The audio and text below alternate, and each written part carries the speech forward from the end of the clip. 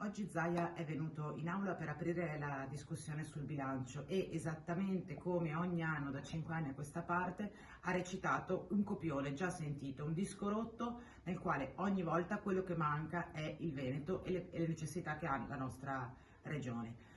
Il racconto dell'eccellenza, del va tutto bene, del non c'è niente da fare, quest'anno si scontra inevitabilmente con l'aumento delle tasse, l'aumento dell'IRAP per le imprese, rispetto al quale Zaia non ha detto nulla. Noi invece abbiamo un'idea diversa, non perché sottovalutiamo le potenzialità della nostra regione o non riconosciamo tutte le eccellenze che in questa regione ci sono, ma perché pensiamo che il Veneto oggi debba cambiare. Oggi abbiamo presentato 5 cose che noi vogliamo che in Veneto si realizzino subito e che ancora non ci sono. Prima di tutto un'attenzione per i caregiver familiari, cioè di chi si prende cura senza essere visto dalla regione. In secondo luogo un fondo regionale per i ristori dal maltempo che ormai sempre più frequentemente si abbatte sulla nostra regione e che lascia cittadini e imprese aspettare mesi se non anni le risposte dal governo nazionale. La regione non può assistere a questa attesa molto spesso drammatica in maniera immobile. Terza questione, l'istituzione dello psicologo di base. Sempre più ragazze e ragazzi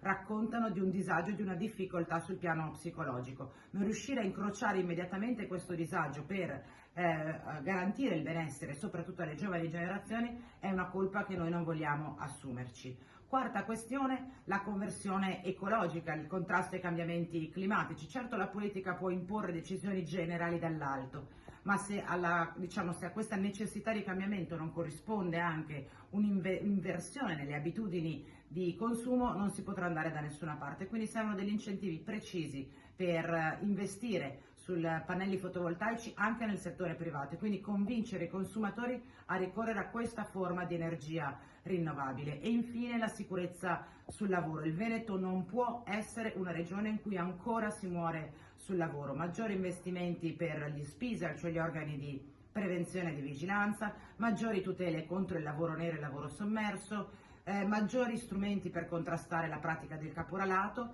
investimenti che allarghino la platea dei diritti per i lavoratori digitali, i cosiddetti riders. Queste sono le 5 cose che noi vorremmo fossero realizzate subito in Veneto e che in questi 14 anni ancora Zaia non ha realizzato.